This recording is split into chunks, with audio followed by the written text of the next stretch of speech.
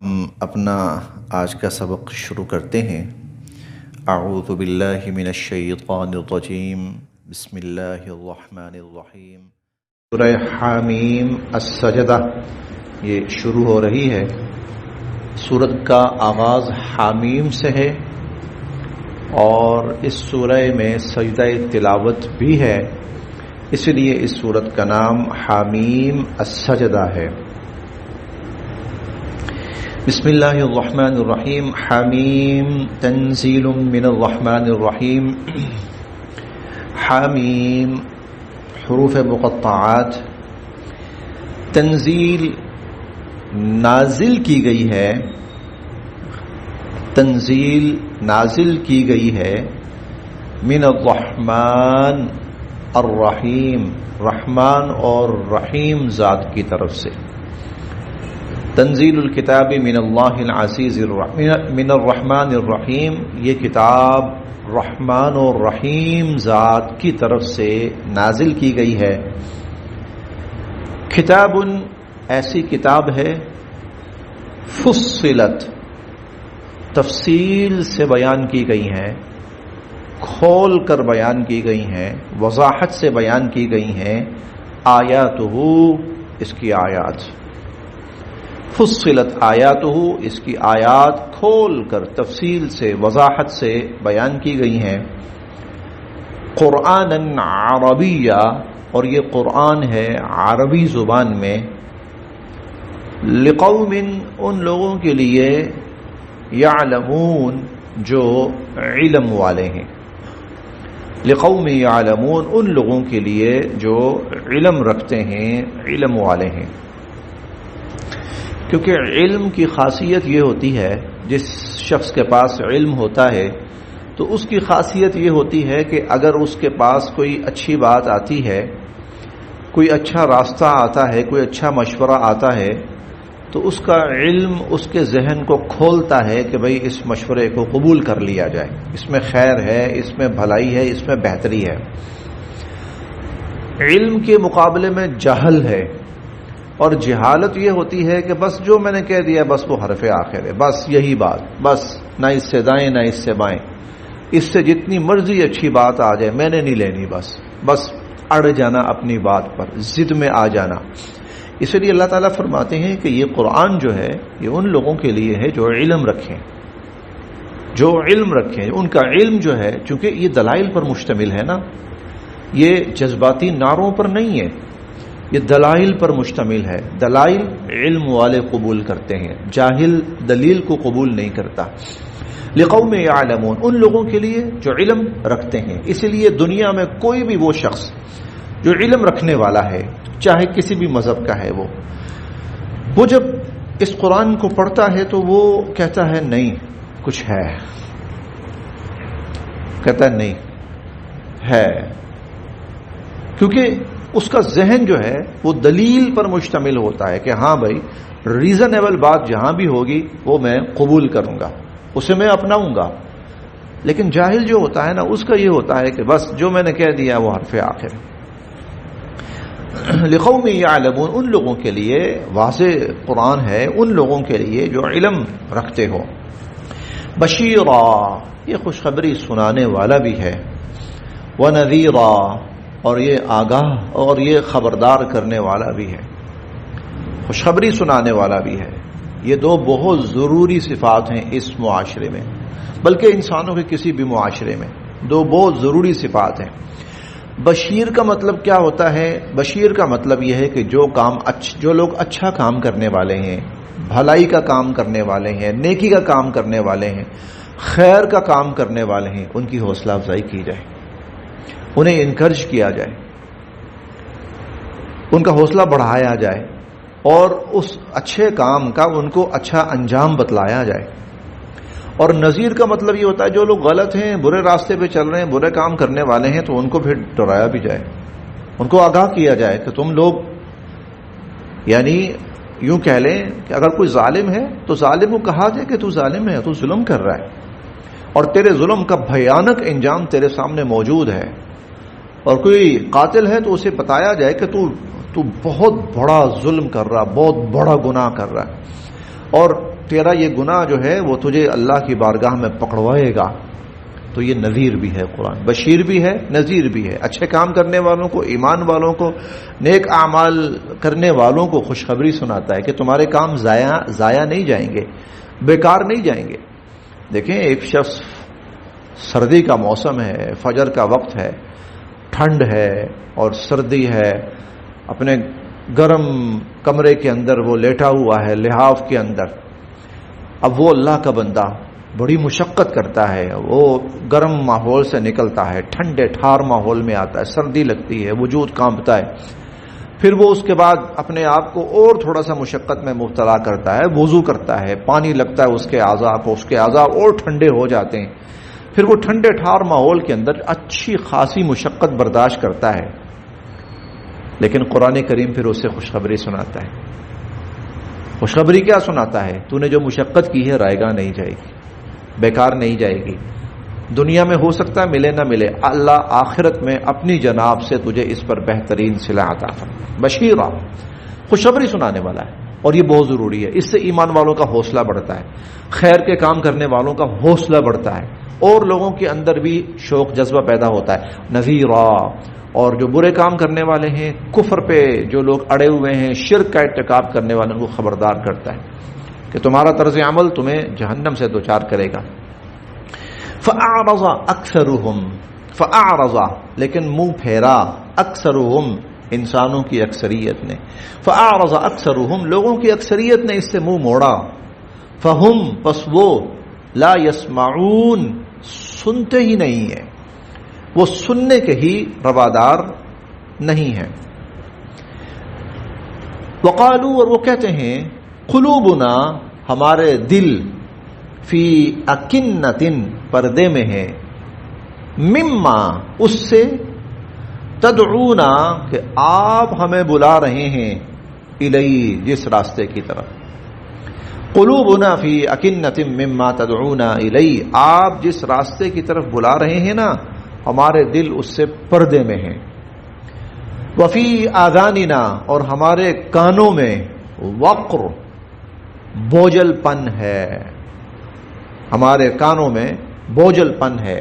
یعنی وقر کہتے ہیں کانوں کا اس طرح بوجھل ہو جانا کہ کسی کی آواز سنائی نہ دے.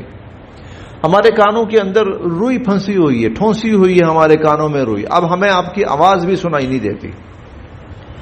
وَمِن بَيْنِنَا اور ہمارے درمیان، وَبَيْنِكَ اور آپ کے درمیان، حجاب پردہ ہے. فَعْمَلْ کریے آپ اپنا کام، اِنَّنَا بے شک ہم، عاملون اپنا کام کر رہے ہیں. یعنی جن لوگوں کو قرآن پر ایمان لانے کی دعوت دی گئی، جن کو قرآن سنایا گیا، تو ان کا رد عمل آگے سے یہ تھا. یہ مشرکین، خاص طور پر خصوصاً مشرکین مکہ کا طرز عمل قرآن کریم نے یہاں بیان کیا جب ان کو قرآن سنایا جاتا ہے. اصل میں یہ صورت اس موقع پہ نازل ہوئی ہے جب کفار قرآن مجید کے خلاف، کیونکہ یہ وہ چیز تھی قرآن مجید. وہ خود کہتے تھے کہ ہم حضور کے مقابلے میں تو کوئی بندہ لے آئیں، کھڑا کر دیں. اور ایسا ہوا.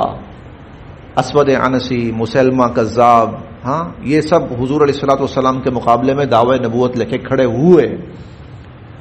لیکن وہ کہتے تھے جب یہ قرآن جو ہے نا، یہ ہمارے بس سے باہر ہے، یہ ہم نہیں کر، اس کا ہم کچھ بھی نہیں کر سکتے. چنانچہ ان کی پوری کوشش ہوتی تھی کہ اس آواز کو دبائیں.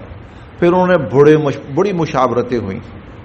بلکہ اس سورہ مبارکہ کی ابتدائی آیات کے بارے میں مفسرین کرام نے ایک بڑا عجیب واقعہ لکھا ہے، اور وہ یہ کہ حضور علیہ الصلوۃ والسلام ایک دن جہاں مطاف ہے تو مختلف لوگ آ کر بیٹھتے تھے، کفار بھی آئے ہوئے ہیں، مسلمان بھی آتے تھے. تو حضور علیہ الصلوۃ والسلام اپنی عبادت میں وہاں مشغول ہیں، تو کفار قریش کی ایک ٹولی بیٹھی ہوئی تھی. تو ان میں عتبہ بن ربیعہ، یہ ابو سفیان جو تھے نا ان کا سسر تھا یہ. تو وہ کہنے لگا، یہ تھوڑا سا ذرا ریزنیبل آدمی تھا، سلجھی ہوئی بات کرتا تھا. وہ کہنے لگا کہ میں نا کوئی بات کرتا ہوں، کچھ محمد کے پاس جاتا ہوں، کچھ کو سمجھاتا ہوں، کوئی بات کرتا ہوں ان سے. چنانچہ وہ حضور علیہ الصلوۃ والسلام کے پاس آیا. پہلے تو آ کر اس نے سارا نقشہ کھینچا کہ بھتیجے دیکھیے کہ جب سے آپ نے یہ دعوت کا کام شروع کیا ہے نا تو حالات کتنے خراب ہو گئے ہیں یہاں کے، ہمارا ماحول کتنا بگڑ گیا ہے، یہاں پر گھروں کے اندر لڑائیاں شروع ہو گئی ہیں اور ہم لوگ آپس میں ایک دوسرے کا سامنا کرنے کے روادار بھی نہیں، اس طرح بہت ساری باتیں کی۔ پھر وہ کہنے لگا کہ آپ یہ بتائیے کہ اب کہ اس سب سے کیا مقصد ہے آپ کا؟ آپ کو اگر مال و دولت کی ضرورت ہے تو حجاز کا مال ہم آپ کے قدموں میں لا کر ڈھیر کر دیتے ہیں، اور اگر آپ کو بادشاہی چاہیے تو ہم چلیں اس پر سوچ لیتے ہیں، آپ کو اپنا بادشاہ بنا لیتے ہیں، اور اگر کوئی اور آپ چاہتے ہیں تو ہمیں بتائیں، ہم آپ کی بات ماننے کو تیار ہیں، لیکن یہ کام جو آپ نے شروع کیا نا یہ چھوڑیں، اس سے سارا معاشرہ خراب ہو کر رہ گیا۔ جب وہ بات کرتا رہا حضور چپ کر کے سنتے رہے۔ جب اس کی بات مکمل ہو گئی تو آپ نے فرمایا کہ ابو الولید آپ کی بات پوری ہو گئی ہے؟ کہا جی ہاں، میں نے جو کہنا تھا کہہ دیا۔ آپ نے فرمایا سنو اب میں کہتا ہوں۔ پھر آپ نے یہ سورت مبارکہ شروع کی، یہ سورہ مبارکہ آپ نے شروع کی۔ تقریباً اس کی 35 آیات حضور علیہ الصلوۃ والسلام نے تلاوت کی۔ آپ نے تلاوت کر کے فرمایا کہ ابو الولید میں نے جو کہنا تھا نہ کہہ دیا۔ چپ کر کے اٹھا، واپس گیا تو وہ کفار کہنے لگے جس چہرے کے ساتھ گیا تھا نا وہ چہرہ لے کے نہیں آیا، یہ کوئی اور ہی چہرہ لے کے واپس آ رہا ہے۔ اچھا، کہنے لگے ہاں کیا بات ہوئی؟ کہنے لگا بھی بات سنو، یہ جو کچھ سنا رہے ہیں نا یہ نہ کوئی سحر ہے، نہ کوئی کہانت ہے، نہ کوئی شعر و شاعری ہے، مجھے لگتا ہے کہ ان کا کلام ضرور رنگ لائے گا۔ اب میرا مشورہ یہ ہے کہ تم ان کی مخالفت سے باز آ جاؤ، چھوڑ دو ان کو ان کے حال پر۔ اگر تو یہ غالب آ گئے تو ہمارا اپنا معاملہ ہے، ٹھیک ہے، اس کا مطلب ہے کہ ہم غالب آ گئے تو عزت ہماری، بادشاہی ہماری دنیا میں۔ اور اگر خدا نخواستہ ارد گرد کے جو لوگ ہیں وہ آئے اور وہ ان پر غالب آ گئے تب بھی ہمارا فائدہ ہے۔ اس لیے میرا مشورہ تو یہ ہے کہ ان کی مخالفت سے باز آ جاؤ، تم لوگ پیچھے ہٹ جاؤ۔ وہ کہنے لگے لگتا ہے ان پر بھی محمد کا جادو چل گیا۔ تو وہ عتبہ کہنے لگا میں نے جو کہنا تھا نہ کہہ دیا، آگے تم لوگوں کی مرضی۔ اب انہوں نے مشورہ کیا کہ نہیں یار اس کام کو تیز کرو کچھ تھوڑا سا۔ اب مختلف انداز میں قرآن کریم کی آواز کو دبانے کے لیے انہوں نے الٹی سیدھی حرکتیں شروع کر دی۔ کہیں حضور علیہ الصلوۃ والسلام کے ساتھ دو بدو بدتمیزی پہ اتر آتے، اور کبھی یہ کہ جب جہاں قرآن پڑھا جا رہا ہوتا وہاں شور شرابہ شروع کر دیتے اونچی اونچی آواز سے۔ یہ سارے معاملات انہوں نے کیے، چنانچہ اس ماحول میں یہ آیات نازل ہوئی ہیں۔ اب جب ہم پڑھتے جائیں گے تو ہمیں یہ سمجھ آتا جائے گا کہ کفار جو ہیں اس آواز کو دبانے کے لیے وہ ہر ہتھ کنڈے پہ اتر آئے ہیں، لیکن یہ قرآن ہے، جتنا دباؤ گے یہ اتنا ہی ابھرے گا۔ وقالو، دیکھیے وقالو یہ لوگ کہتے ہیں، یعنی یہ مشرکین کہتے ہیں قلوبنا ہمارے دل فی اکنۃ پردے میں ہیں، مما اس سے تدعونا الی جس کی طرف آپ ہمیں بلا رہے ہیں، جس کی طرف آپ ہمیں بلا رہے ہیں ہمارے دل پردے میں ہیں۔ وفی آذاننا وقر اور ہمارے کانوں میں رکاوٹ ہے، ہمارے کانوں میں بوجھل پن ہے، ہمارے کانوں میں ٹاٹ ہے۔ ومن بیننا وبینک حجاب ہمارے اور آپ کے درمیان پردے حائل ہیں۔ یعنی مطلب کیا تھا؟ ہم آپ کی بات ماننے کے لیے کسی طور تیار نہیں۔ فعمل کیجئے آپ اپنا کام، اننا عاملون ہم اپنا کام کر رہے ہیں۔ آپ بلاتے رہیں اور ہم اس بات کا تہیہ کر کے بیٹھے ہیں کہ نہیں ماننا ہم نے۔